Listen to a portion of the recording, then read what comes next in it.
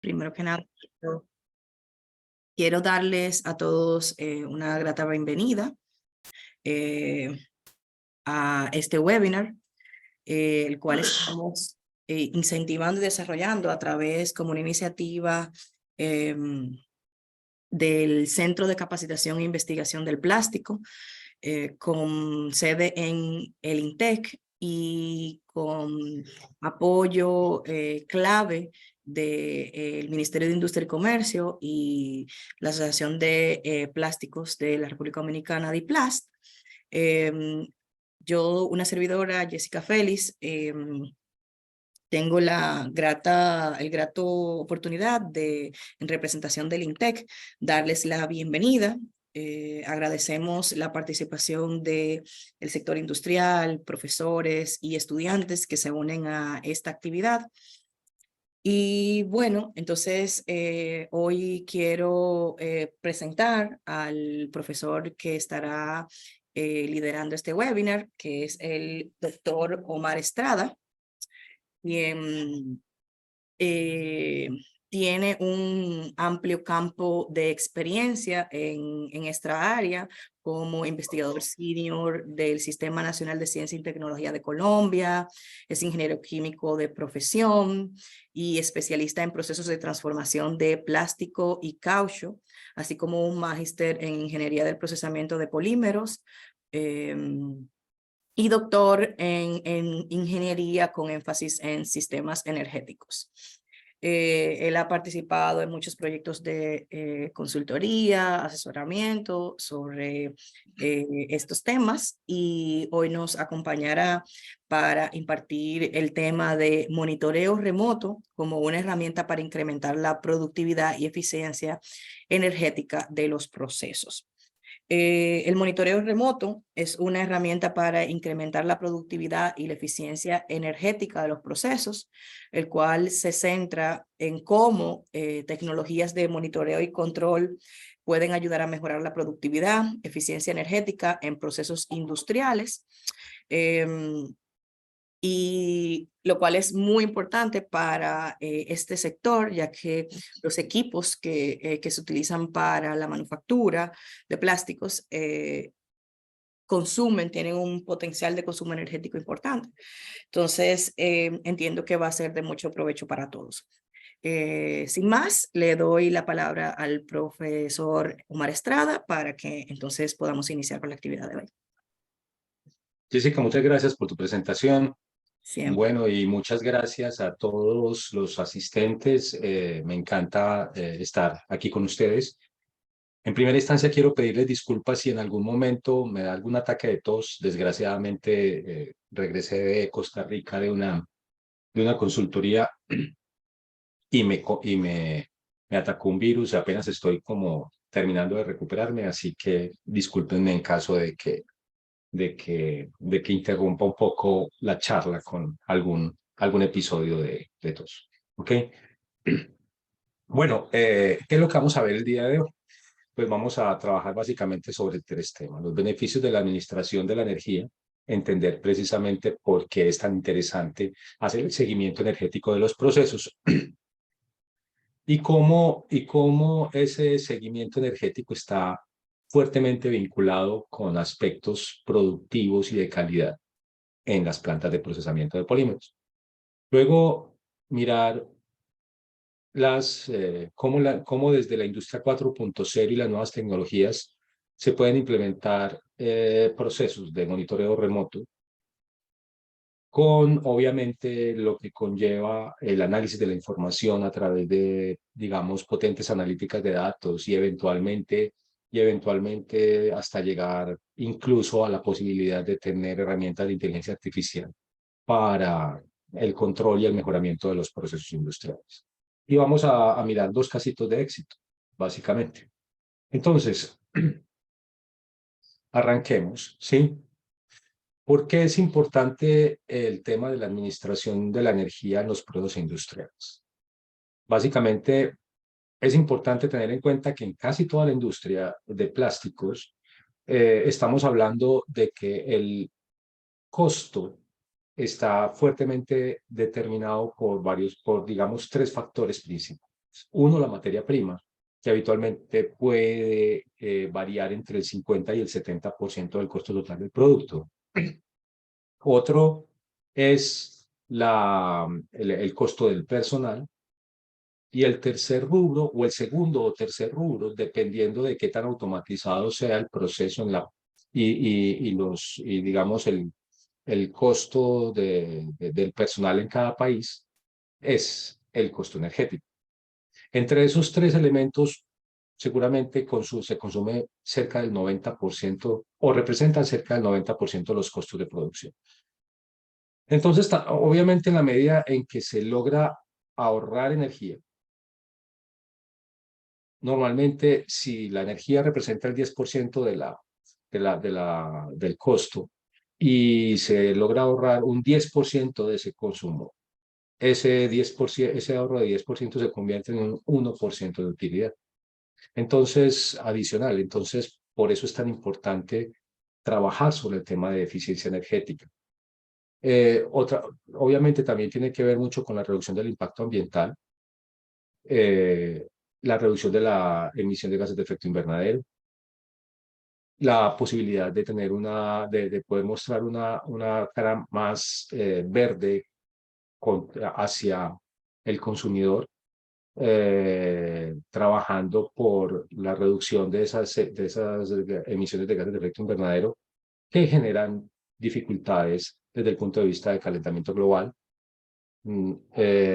Obviamente también el mejoramiento de las condiciones de trabajo. Habitualmente cuando se logra controlar el consumo de energía, se logra controlar también las pérdidas de energía al ambiente. Y cuando se controlan las pérdidas de energía al ambiente, pues habitualmente se pueden tener unas condiciones dentro de las plantas más favorables para que las personas trabajen. Y también un mejoramiento en los indicadores de responsabilidad social, ya que dentro de lo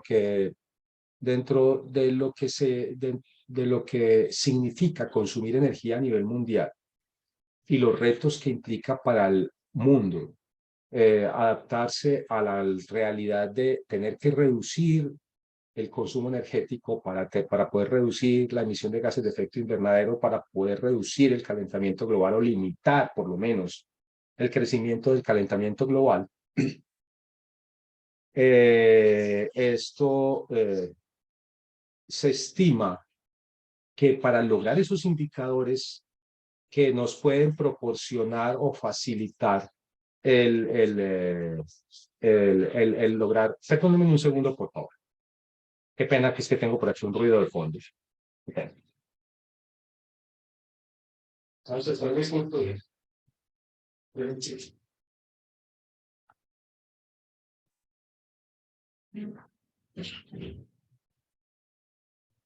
qué pena con ustedes, que tenía a mi hijo enrumbado por aquí en la otra habitación. ¿Okay?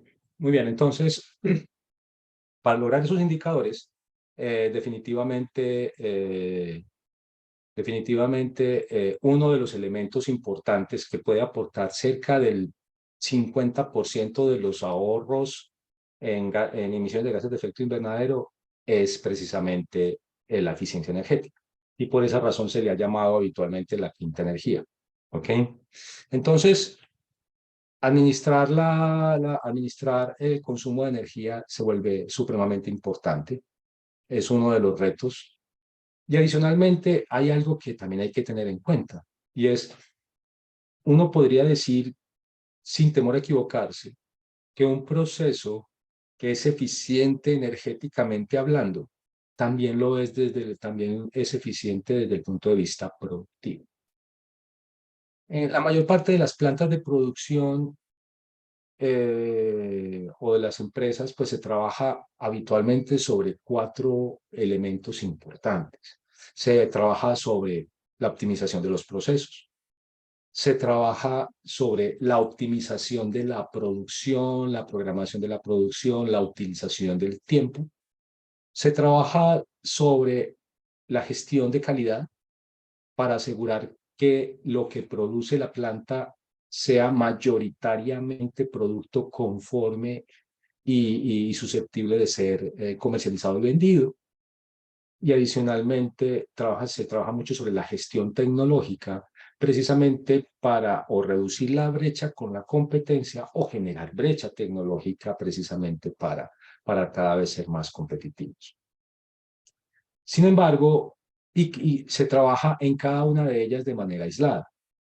Hay comités específicos para cada uno de estos elementos dentro de la planta y sin embargo vamos a entender a partir de una de las metodologías que vamos a presentar el día de hoy, que la energía, utilizando la energía como indicador, se puede trabajar en esos 4 elementos de manera conjunta, coordinada y, y que logre una sinergia entre cada una de estas áreas. El otro elemento muy importante que hay que tener en cuenta es dónde está el tema de los consumos energéticos. Porque habitualmente cuando se trabaja, pues el tema de la gestión energética en las plantas de producción se ha abordado mucho a partir de personal especializado en el tema energético, pero no de personal especializado en el tema de procesamiento de polímeros. Eso ha llevado también a un elemento que ha sido una reacción a partir de los resultados de las auditorías energéticas en las plantas. Y es que los expertos en eficiencia energética, al no conocer el procesamiento de polímeros, se enfocan en elementos que no son los que realmente más importan. Para poner un ejemplo, la distribución del consumo de energía de una planta de procesamiento de plásticos implica que cerca del 66% de los consumos se encuentran en el procesamiento de polímeros. Se encuentran en los procesos de extrusión, inyección, soplado termoformado, y sin embargo, y en los periféricos, temas como la iluminación, los compresores, las bombas de agua, los chiles, la calefacción o la adecuación de la temperatura de los espacios. La sumatoria de todas esas cosas representa aproximadamente el otro 34%. Sí, hay por acá una pregunta, creo, de un asistente. ¿Qué pregunta tiene? 2198, ¿qué pregunta tiene? No sé si tiene el micrófono abierto o no sé si puede escribir la pregunta en el Exacto. chat de preguntas y respuestas, ¿sí? Vale, profe, no, los participantes no tienen acceso al micrófono, pero sí pueden escribir sus preguntas, ya sea en el chat o en el módulo de preguntas y respuestas. Perfecto, listo. Entonces, por favor, si quieren, escriban la pregunta y tratamos de contestar. Por otro lado, también se vuelve importante cuando se va a abordar estos temas de eficiencia energética y productiva, abordarlas a partir de una metodología adecuada. Y en ese sentido, se requiere, no solamente se requiere de un sistema de gestión que habitualmente está estipulado por el sistema de gestión ISO 50001 y utilizando metodologías de apoyo para hacer el manejo energético de la información de la planta. Allí se encuentran, por ejemplo, los métodos de monitoring and targeting o monitoreo y establecimiento de objetivos de mejora, que también está regulado por la ISO 50006, y metodologías como la desarrollada por el ICIPC, que es la metodología de brechas energéticas. La pregunta que me hacen por acá es: ¿ha podido hacer comparaciones de consumo por tipos de proceso, materiales y máquinas? Sí, claro que sí. Ok. De hecho, les puedo mostrar algo al final de lo que se ha hecho, pero es parte de los trabajos que hay que hacer en cada país. Y porque la información de referencia es la más difícil de encontrar. ¿Ok? Pero igualmente, pues también es fácil de levantar y fácil de llevar a indicadores que puedan ser de utilidad para el sector. ¿Ok? Muy bien. Bueno, cuando se emprende entonces un trabajo de este tipo, Pues en principio uno tiene que empezar con definir qué es un centro de costos energéticos. El centro de costos energético puede ser algo tan grande como toda la planta o tan pequeño como una componente de máquina. Y en el momento en que yo defino un centro de costos energético, es como si colocara una caja negra sobre lo que elegí como centro de costos de energía. Habitualmente, las empresas no hacen un seguimiento de los consumos energéticos máquina a máquina o componente a componente. Entonces, muchas veces la única información disponible es la de toda la planta, pero bueno, es un buen elemento para arrancar. Y si ustedes tienen, como en Colombia, la posibilidad de tener su registro de consumos de energía de toda su empresa, entonces al colocar la caja negra sobre ese centro de costos de energía, pues a ese centro de costos de energía siempre le entra materia prima y le entra y genera un consumo de energía. Y de ese centro de costos de energía sale un producto conforme y obviamente hay pérdidas energéticas y pérdidas de materiales. Se vuelve entonces muy importante hacer el seguimiento de la eficiencia en el proceso y uno de los indicadores que puede ser utilizado para ello, pero hay que tener cuidado en el manejo de ese indicador, como vamos a ver más adelante, es el consumo de energía específico. ¿Qué es el consumo de energía específico? Es el consumo de energía del centro de costos de energía, es esta entrada que estoy reflejando acá, perdón, voy a poner el puntero láser, ¿sí? Dividido la producción conforme, o sea, lo que está saliendo del centro de costos de energía. Aquí se vuelve muy importante entender que no importa lo que pasa debajo de la caja, ¿sí? Solamente nos importa lo que sale del centro de costos de energía. ¿Por qué hago esa alusión? Porque en muchas plantas se distorsionan el indicador al sumar la producción de diferentes áreas de la empresa. Por ejemplo, si yo tengo una planta de producción de empaques flexibles, si en la producción de empaques flexibles yo hago extrusión de una película, luego esa película la paso por impresión flexográfica, luego ese producto que trabajo en impresión flexográfica lo paso a una refiladora, luego de esa refiladora lo paso a un proceso de bolseo o sellado y luego lo llevo a la bodega de producto terminado, a mí no me importa cuántos kilos pasaron de un lado al otro, al otro, al otro, al otro, porque todo eso está cubierto por la caja negra. ¿Sí?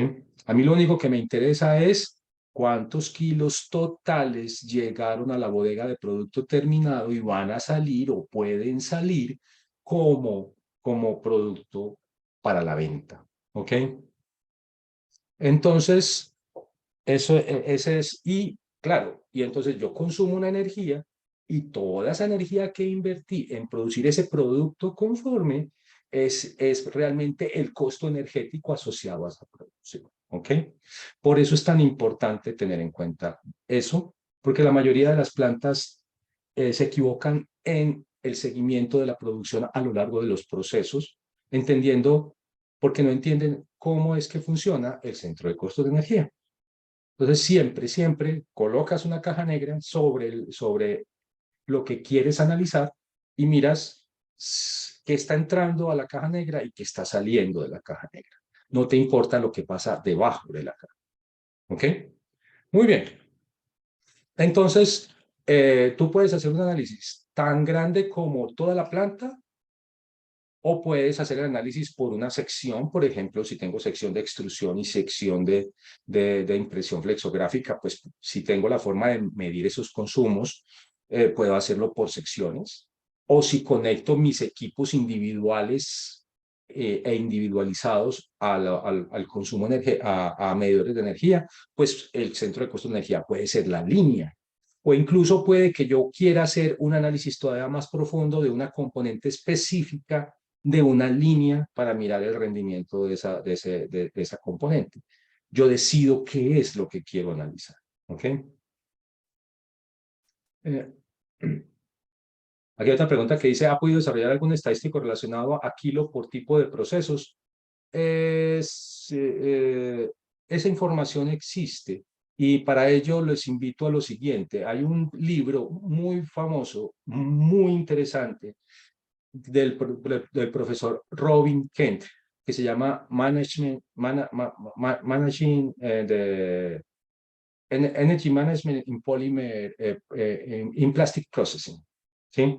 Ese libro es un libro que en los primeros capítulos hace un compendio de todas las intervenciones que ha hecho este profesional. Es un gran amigo mío de Inglaterra y que ha intervenido más de 500 o 600 empresas en eficiencia energética. Y entonces tiene gráficos de consumo de energía específico en función del tamaño de los equipos, tanto para inyección como para extrusión, como para soplado, como para varios otros procesos. Ahí pueden encontrar información bastante útil para seguir. ¿Ok? Muy bien. El método de las brechas energéticas es un método desarrollado por el autor se llama Robin Kent. Permítanme, yo lo voy a poner aquí. Robin Kent. ¿Listo? Robin Kent. Y enseguida, más tardecito, les pongo el título del libro correcto. ¿Ok? El método de las brechas energéticas es un método desarrollado básicamente por el Instituto de Capacitación e Investigación del Plástico y del Cacho, particularmente por mí mientras estuve en el instituto como parte de mi tesis doctoral. El método de las brechas energéticas hace un manejo de lo que se conoce como el consumo de energía específico, haciendo una reinterpretación del consumo de energía específico para hallar 6 niveles de consumo de energía específico o SEC. ¿Sí? Entonces se tiene básicamente un consumo de energía específico que se llama el consumo de energía específico neto, otro que se llama el consumo específico de energía bruto, otro el consumo específico de energía estable, otro el consumo específico de energía de máquina, otro el consumo de energía específico de referencia y otro el consumo específico de energía termodinámica. Y entre cada una de ellas, la diferencia entre esos dos consumos, entre los consumos de energía específicos subyacentes, se conoce como una brecha energética. De manera que la resta entre el consumo de energía específico neto y el bruto es lo que se conoce como la brecha energética de producción.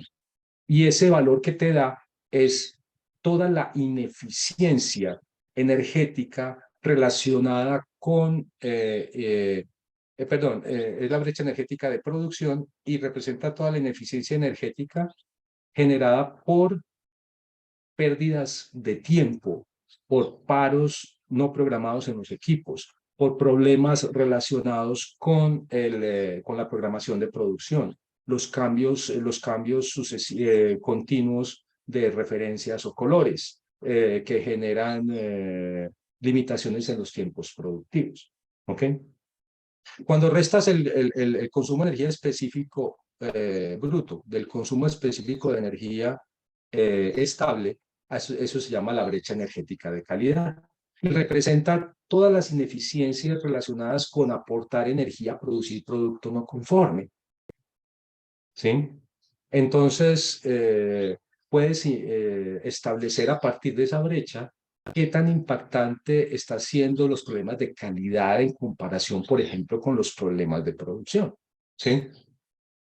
Si coges y restas el consumo de energía específico estable con el consumo específico de energía de máquina, obtienes una brecha energética que se llama la brecha energética de proceso. Y establece la ineficiencia que hay por estar trabajando alejado del punto óptimo de operación, de no estar trabajando a lo máximo que es posible trabajar con la tecnología que tienes disponible.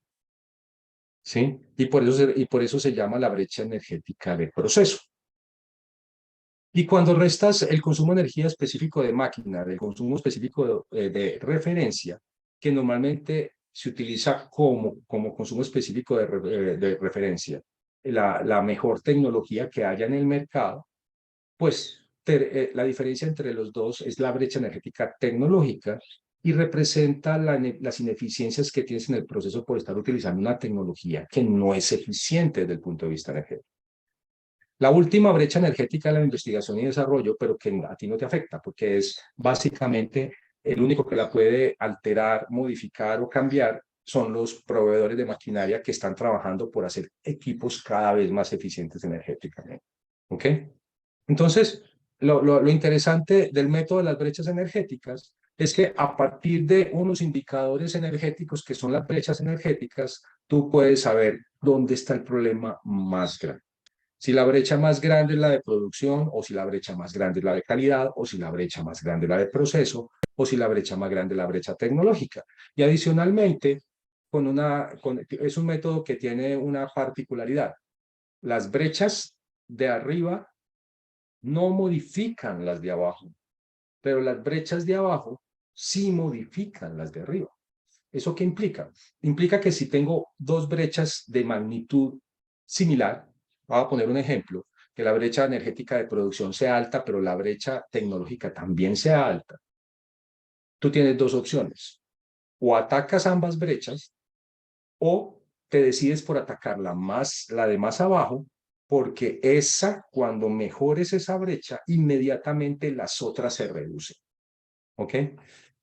Entonces el método se vuelve muy potente para definir dónde están las ineficiencias, porque yo tengo unos consumos específicos de energía, pero yo no sé si ese consumo específico de energía es muy elevado, y si es muy elevado, ¿qué es lo que debo intervenir para reducirlo? El método de las brechas básicamente te establece si tienes que intervenir producción, si tienes que intervenir calidad, si tienes que intervenir proceso o si tienes que intervenir la tecnología. ¿Ok? Muy bien. En los sistemas de gestión energética, entonces, vuelve súper importante hacer una selección de los equipos de medición.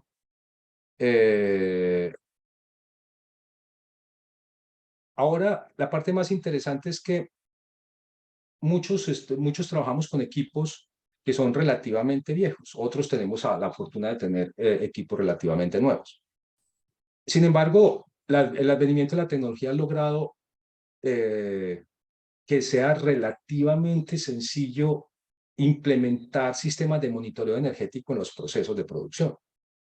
El costo de las tecnologías para poder hacer esas conexiones y llevar esa información y mantenerla en línea ha bajado considerablemente y está prácticamente al alcance de cualquiera. Lo que se tiene que hacer es seleccionar bien los equipos de medición que te den las lecturas a la velocidad requerida, que haya hacer la adecuada selección de las variables que se van a medir, que generar unos indicadores a partir de esas mediciones que se van a realizar, hacer un análisis de la data, porque no es solamente medir, hay que lograr analizar la información para que los datos para que se conviertan en información y poder tomar acciones correctivas o de mejora, hacer el seguimiento de los indicadores, a partir de esos indicadores plantear acciones de mejora, implementar las mejoras y controlar variables. El monitoreo remoto se ha beneficiado enormemente del Internet de las cosas. ¿Qué es el Internet de las cosas? La capacidad básicamente de conectar prácticamente cualquier dispositivo y tener información disponible de ese dispositivo en cualquier momento para ser utilizada con algún tipo de propósito. ¿Ok? Resulta que el Internet de las cosas ha logrado conectar, viene creciendo a una velocidad enorme.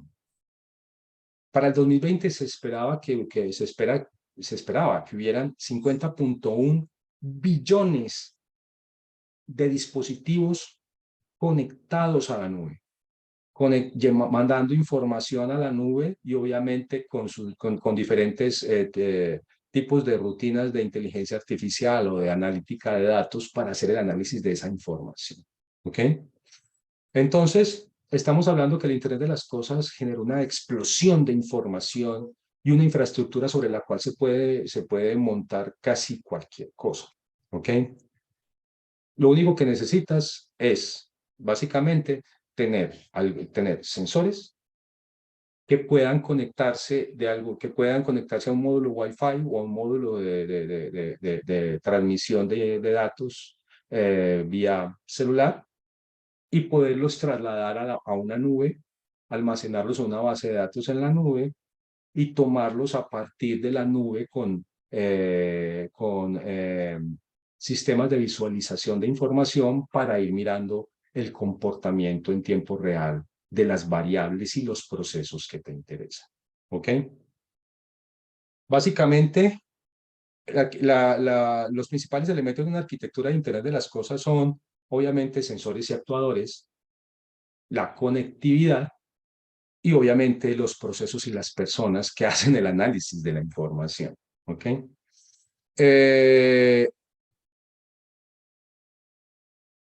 Que normalmente, y en todos, y en cada uno de ellos hay diferentes elementos de hardware y software que se interconectan para poder generar una solución completa. ¿Ok? Siempre entonces se necesita llevar información. Y entonces cuando estamos hablando de Internet de las cosas, también estamos hablando de otros conceptos importantes como computación en la nube, almacenamiento en la nube, Big Data, o sea, manejo de grandes cantidades de datos. Imagínense, por ejemplo, un proceso en una inyectora y que la inyectora esté tomando, no sé, un dato por minuto y esté mandando un dato de consumo de energía por minuto a la nube. Y tengas 10 inyectoras. Entonces estás mandando 10 datos cada minuto.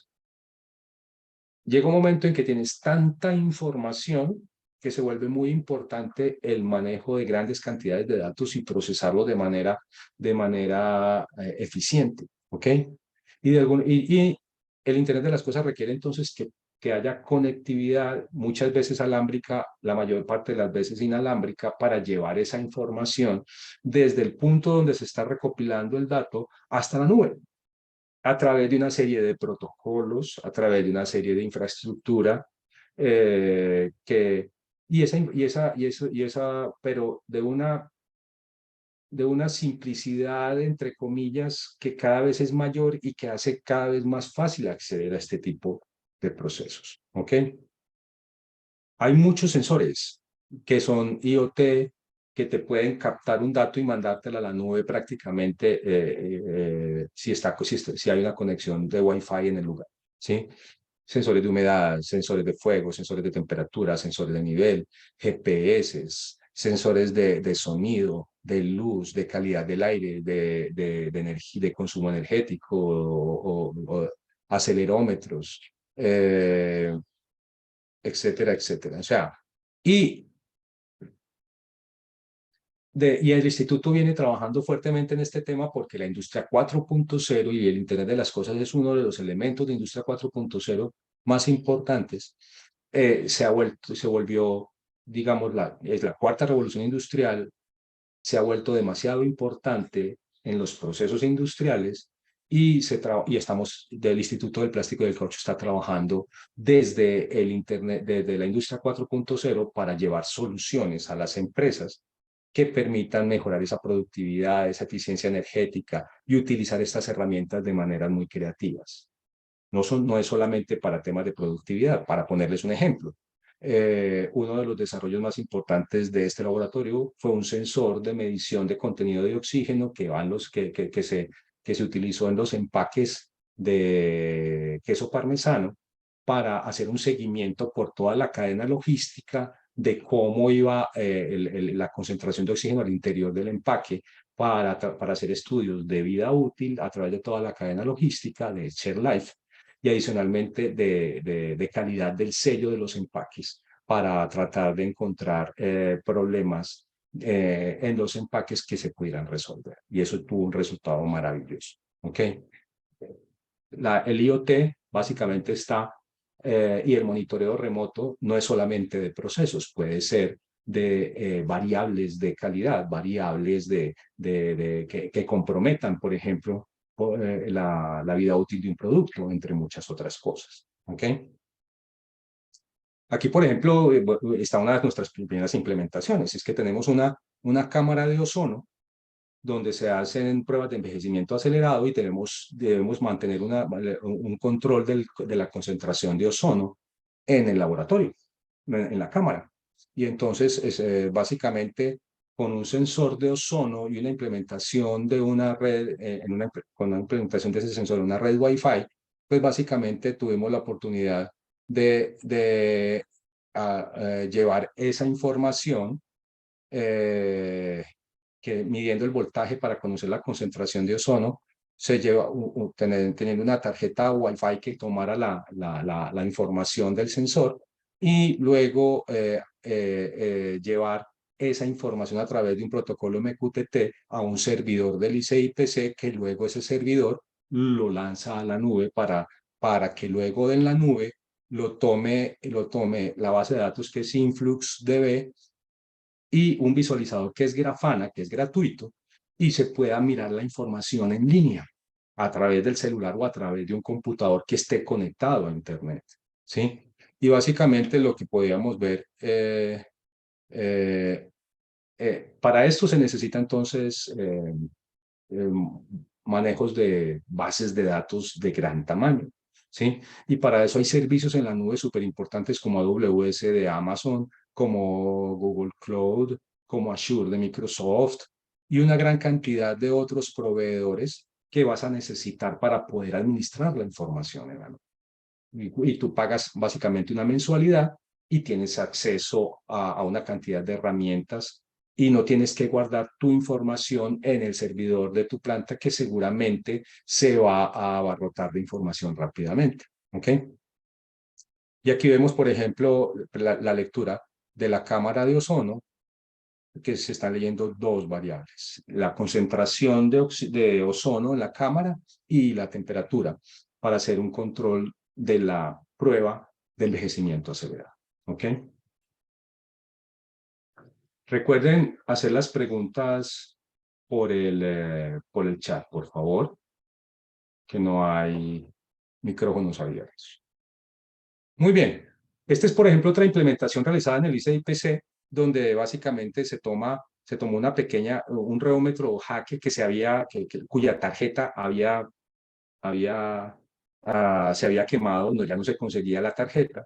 Hicimos y lo implementamos como una pequeña extrusora, IoT, donde básicamente pusimos controladores de temperatura para la extrusora, controladores de velocidad, todos conectados a través de sensores y captando la información a través de una tarjeta Wi-Fi para mandarlo con todo el mismo esquema que mostré para el tema de la cámara de ozono, mandarlos a Grafana y poder ver en tiempo real cómo está trabajando la extrusorcita.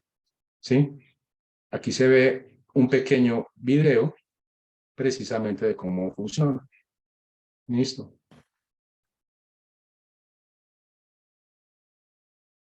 Voy a correr los dos videos al mismo tiempo.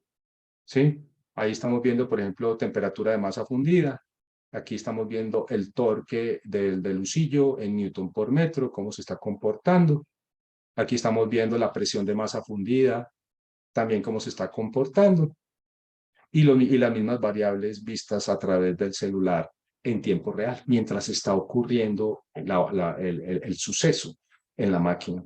¿Sí? Aquí está el consumo de corriente, de potencia principal de la extrusora. Y obviamente, por ejemplo, tú alcanzas a ver que hay picos y hay valles que muestran que en algún momento que hubo trabajo de la extrusorcita, pero se paró durante periodos de tiempo, volvió a arrancar, volvió a parar, volvió a arrancar. No estuvo estable y se estabilizó aquí al final, por ejemplo. Todo eso, si lo tienes en tiempo real, pues puedes entonces tomar acciones correctivas rápidamente, simplemente haciendo una visualización de la información. ¿Ok? Bien. Lo mismo hemos hecho con la inyectora del ICIPC. Básicamente, permítanme que esta cosa no me deja.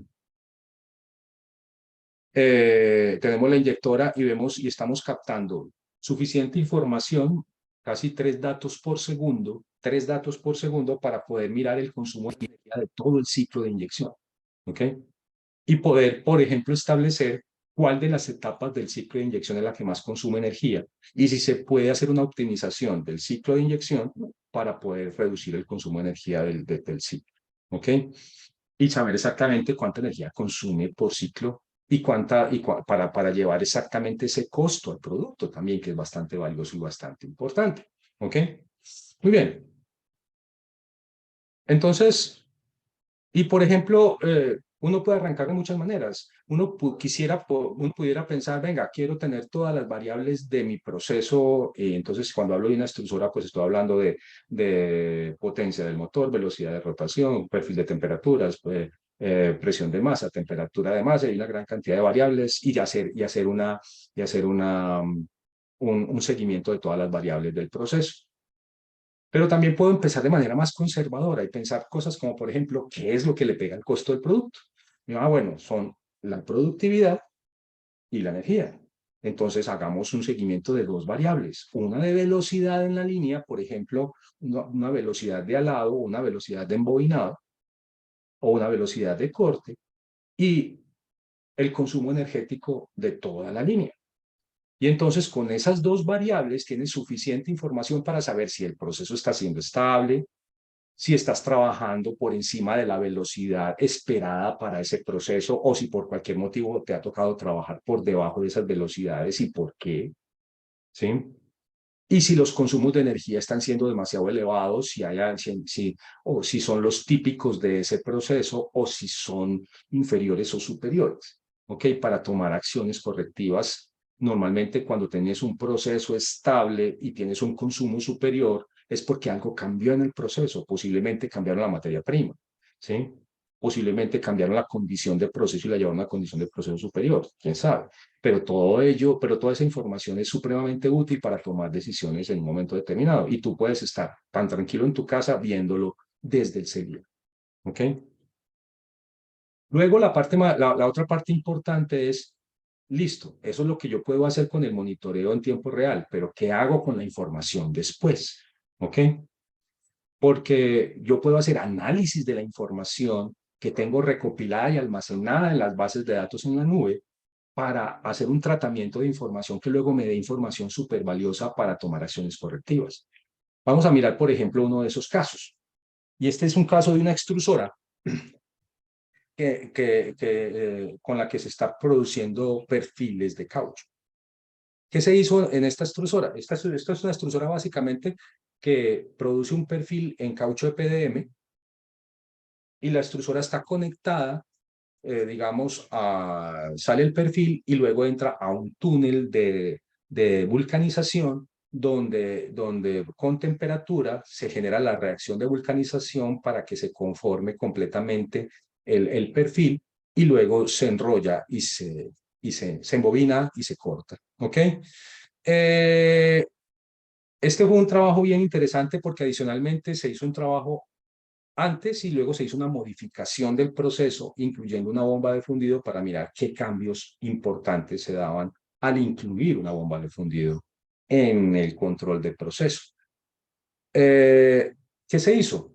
Conectar el equipo básicamente al consumo de energía de toda la línea y durante ese tiempo que estuvo conectado el equipo, que en este caso se conectó durante 8 días el equipo, no fue un monitoreo, no es una implementación continua, sino que se montó para hacer un análisis, se tuvo toda la información de producción de esa línea.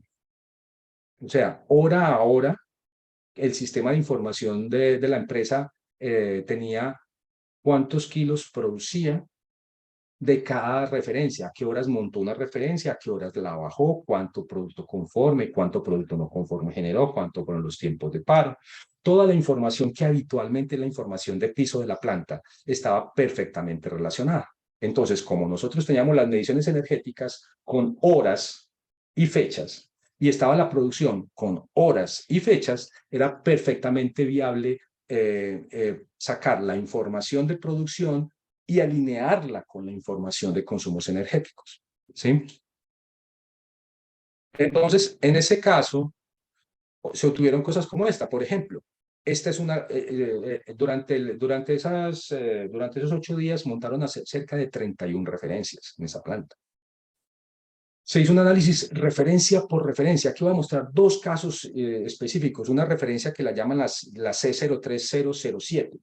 Esa referencia básicamente muestra que por aquí empezó la producción, no, la máquina se demoró un poco en estabilizar, más o menos unos 20 minutos mientras arrancaba. Luego aquí a la media hora ya se había estabilizado el proceso y trabajó prácticamente sin ninguna perturbación durante toda la producción del producto. ¿Ok? La línea roja representa la demanda más bajita cuando tienes la producción más alta. Y la línea negra representa la demanda promedio. Cuando esas dos líneas están más cerquita, entonces tú lo que tienes ahí es una alta estabilidad en el proceso. ¿Ok? Mientras cuando esa línea negra se empieza a alejar de la roja, es porque se está desestabilizando el proceso. Entonces, fíjense cómo también uno podría trabajar con rutinas de software que te permitan ir chequeando la línea roja y la línea negra y mirar si se está alejando la línea, pues entonces te lance una alarma diciendo que se está desestabilizando el proceso para que lo corrijas antes de que se inestabilice completamente. ¿Ok?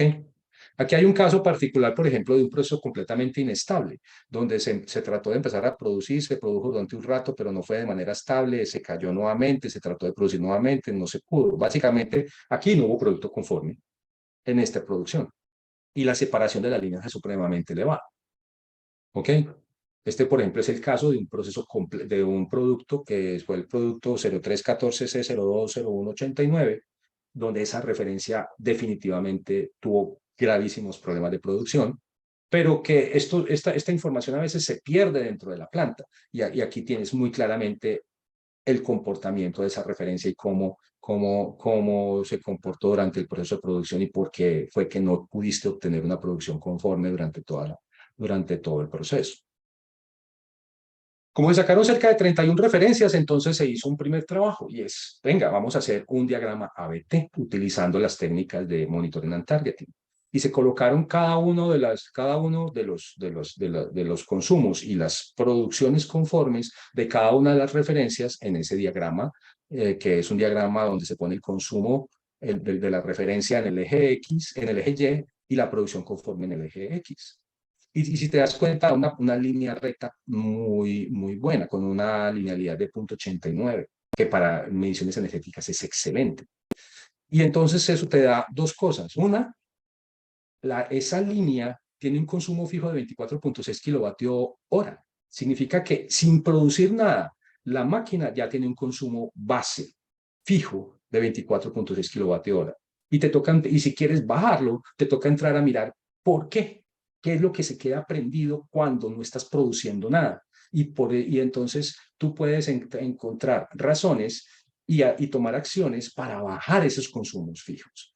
Y tienes un consumo variable de 0.127 kWh por kilogramos, que es la pendiente de esta línea.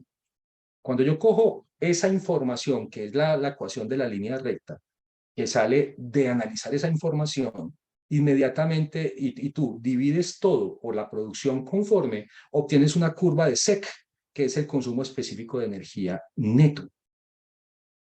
Y básicamente se encontraron cosas súper interesantes. La primera cosa interesante, por ejemplo, es que miren por acá cómo empieza a crecer el consumo específico de energía cuando produces lotes de menos de 250 kilogramos. La primera, eso también fue bastante interesante para ese cliente, porque entonces dijo, venga, es que la energía se me está volviendo muy costosa para cuando los lotes son muy pequeños. Yo recibía lotes de 150 kilos, pero a partir de esta información tomó la decisión de que no vuelve a recibir lotes inferiores a 250 kilos. Porque cuando el lote de producción es inferior a 250 kilos, el consumo de energía específico se dispara. Se dispara. O sea, vas a meterle mucha energía a muy poco material, ¿sí? Y, por ejemplo, mira, por ejemplo, cuando produce 100 kilos hora, básicamente el SEG es de 0.333 kWh por kilogramo y la energía le cuesta 223 pesos por kilo. Pero cuando produce 1000 kilos hora, le cuesta 91 pesos por kilo. Casi 3 veces más el costo energético cuando los lotes son pequeños. Y esa es información resultante de hacer el monitoreo, pero no solamente el monitoreo en tiempo real, es de utilizar una analítica de datos muy potente como esta para poder analizar la información y empezar a sacar resultados. Luego sacamos otra gráfica muy interesante. Y es, venga, yo a partir de las gráficas, cuando yo me vengo por acá, yo digo, venga, este producto, por ejemplo, fíjense que trabajó muy estable, ¿ok? Entonces, como trabajó muy estable, yo puedo promediar la demanda en un periodo de tiempo por aquí pequeñito, ¿sí? Y mirar a cuántos kilos hora está trabajando la máquina. Los kilos hora instantáneos, como los que se miden cuando tú coges, va saliendo el perfil y coges con un cronómetro y empiezas a contar metros y luego con el peso del metro obtienes ese flujo másico, ¿ok?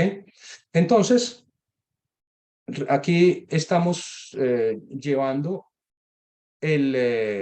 la demanda promedio de ese periodo de tiempo que yo seleccioné dividido la productividad máxima en kilogramos hora de cada referencia, de todas las mismas referencias que trabajamos, ¿sí?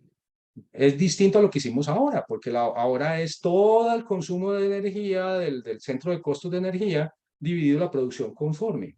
Eso es otra cosa distinta. Y esto nos da entonces, nos dio un comportamiento de una línea recta, pero se veía claramente que habían como dos clústeres de puntos. Una línea recta que estaba como definida por la línea roja y otra por la línea negra. Para nosotros fue sorpresivo y cuando le mostramos la información al cliente, el cliente llega y nos dice, ay, sí, es que yo tengo dos fórmulas. Entonces resulta que el comportamiento del proceso en estado estable depende de si estoy utilizando la fórmula 1 o la fórmula 2. Y claramente hay una fórmula que es la que menos consume energía. Entonces empezaron a pensar qué productos pueden llevar a la fórmula que genera los consumos de energía más bajitos para poder generar un menor costo de producción desde el punto de vista energético. ¿Ok? Muy bien. Y entonces, cuando se hace el mismo tratamiento de dividir todo por el flujo másico, se obtiene una ecuación que es la ecuación del SEC continuo, del SEC estable. Recuerden que nosotros teníamos un SEC neto, SEC bruto, un SEC bruto y un SEC estable. De esta manera es que se obtiene el SEC estable. Y se nota claramente que también es función de la productividad. Mientras más rápido vaya la línea, el consumo específico de energía estable va a ser más bajito. ¿Ok? Por ende, si tú estás trabajando a 200 kilos hora, pero la máquina puede trabajar a 300 kilos hora, estás desperdiciando energía porque a 300, no solamente productividad, sino energía, porque a 300 kilos hora el consumo específico de energía va a ser inferior. ¿Ok? Entonces, por ejemplo, aquí te está mostrando, si la productividad es 50 kilogramos hora, el SEC es 0.128 kilovatio hora por kilogramo. Pero cuando se procesan 200 kilogramos hora, se baja de 0.128 a 0.076 kilovatio hora por kilogramo. O sea, básicamente, casi que está reduciendo a la mitad el consumo específico de energía en condiciones estables de la máquina, simplemente por trabajar más rápido. Por eso también hay un tema muy importante con el tema del consumo en específico de energía. El consumo específico de energía como tal no es un indicador, no es un buen indicador. ¿Por qué? Porque depende de la producción, depende del tamaño del lote y depende de la velocidad de proceso. Entonces, muchas veces tú comparas el consumo específico de tu planta un mes y lo comparas con el consumo específico de tu planta otro mes y piensas que estás mejor porque el valor es más pequeño, pero resulta que no, que simplemente es más pequeño porque produjiste más kilos durante ese mes. Sí, es una labor no de tu planta, es una labor del área de ventas que vendió más. Entonces, por eso por eso siempre se miran como estas curvas tendenciales para poder hacer un análisis válido de la información energética. Aquí está, por ejemplo, el consumo específico de energía de cada referencia y el consumo específico de energía de todo el periodo de medición de toda la línea durante los 8 días. Durante los 8 días consumió 0.176 kilovatio hora por kilogramo. Y aquí este es el consumo específico de energía de cada una de las referencias acorde a la información obtenida. Si ustedes se dan cuenta, hay unas referencias que tienen un valor superior y otras que tienen un valor inferior. Las que tienen un valor superior son todas aquellas referencias que están aportando a que la línea consuma más energía. Y las que tienen inferior son las que aportan a que se reduzca ese consumo de energía de la línea. Entonces, casi que aquí ya tienes definido cuáles son las referencias que de alguna manera tienes que analizar referencia por referencia para tratar de optimizar el consumo energético de tu línea, ¿sí? Y aquí, por ejemplo, esta es la referencia que no se pudo producir de manera adecuada. Entonces, esta referencia con este consumo específico de energía, la planta tomó la decisión de no volverla a producir, ¿ok? De no volverla a producir. Y luego se hizo un análisis de brechas energéticas, referencia por referencia. En todos los casos, el consumo, la brecha energética más alta es la línea azul. Esa línea azul representa básicamente la brecha energética de producción, que claro, se afecta mucho porque como tienes tantos cambios de referencia, pues es lógico que sea esa la brecha que tengas que intervenir para tratar de mejorar el consumo energético de toda la línea. ¿Ok? El único caso en el que la brecha energética fue superior fue en la brecha energética de calidad en esta referencia, que es la referencia que precisamente tuvo graves problemas de producción. ¿Sí? Entonces, y la siguiente brecha es la brecha energética de proceso más tecnológica, pero entonces hay que hacer un trabajo primero sobre la brecha de producción y cuando esta línea amarilla se vuelva la más importante, pues se trabaja sobre esa brecha para tratar de mejorar. ¿Ok? Bueno, finalmente se montó la bomba de fundido. Y al montar la bomba de fundido, entonces se hizo un comparativo. Se hizo exactamente el mismo proceso. Se hizo exactamente todo igual. Y se tuvo un resultado súper bacán. La línea roja es el segneto de la línea sin bomba. Y la línea azul es el segneto de la línea con bomba. Entonces, ¿qué te está mostrando? Te está mostrando, mira, si tú quieres trabajar lotes grandes, trabájalo sin bomba. ¿Por qué? Porque la bomba te consume más energía. Sin embargo, si tu mercado es un mercado que definitivamente requiere tirar de lotes pequeños, la gran ventaja que tiene la bomba es que se vuelve mucho menos, consume mucho menos y controla y estabiliza mucho más el proceso en los tirajes, en los lotes pequeños. Entonces, habían tomado la decisión de no trabajar con lotes inferiores a 250 kilos, pero con la bomba se pueden dar el lujo de trabajar inclusive lotes hasta más o menos unos 100 kilos con un consumo de energía específico bajo. Y lo que hizo la bomba es ampliarles la posibilidad de trabajar lotes más pequeños con una alta estabilidad y obviamente por ende con bajos costos energéticos. ¿Ok? Lo mismo cuando se compara el SEC-S. El SEC-S te muestra que la bomba es mucho mejor cuando trabajas más rápido. ¿Sí? O sea, cuando trabajas a más kilos hora. Una cosa es el tamaño del lote y otra es la velocidad con la que saco ese lote. ¿Sí? Entonces, tienes una gran ventaja. Tú puedes trabajar lotes más pequeños con la bomba, pero también más rápido para evacuar más rápidamente esos lotes pequeños. ¿Sí? Y esas son las dos condiciones en las que la bomba trabaja mejor.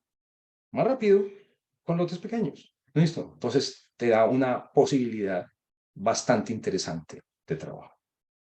Ok, señores, ese es uno de los casos de éxito. Pueden haber muchos otros casos. De hecho, aquí hay otro caso en inyección que pueden consultar para que lo miren.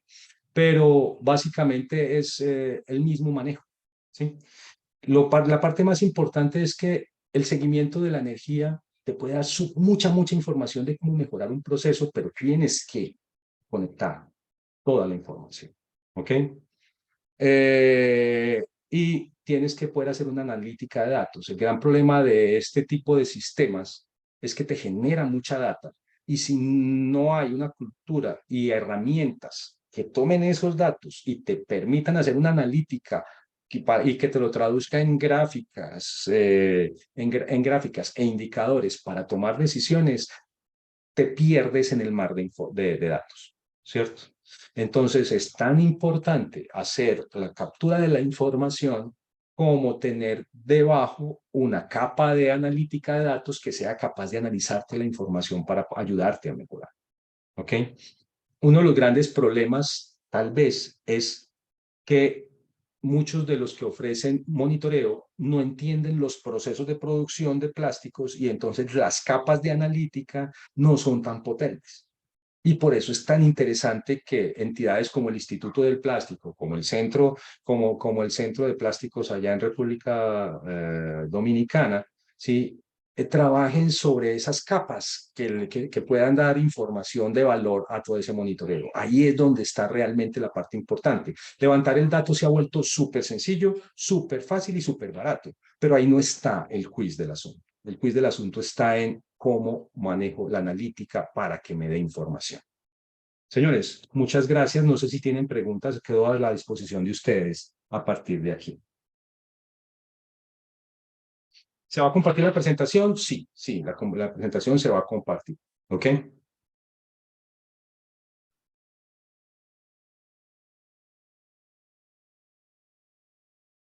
Que debe compartir el título del libro. Ya mismo, permítanme un segundo. Permítanme. Voy a tomar acá.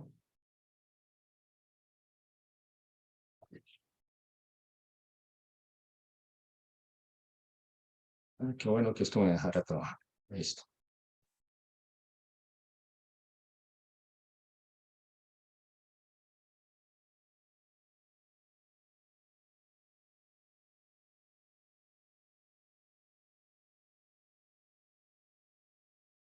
Este es el libro.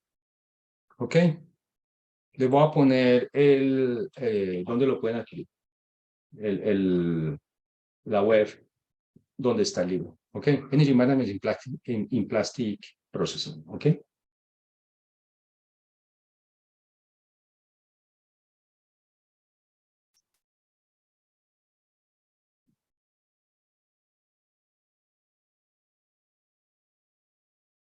¿Hay alguna otra pregunta?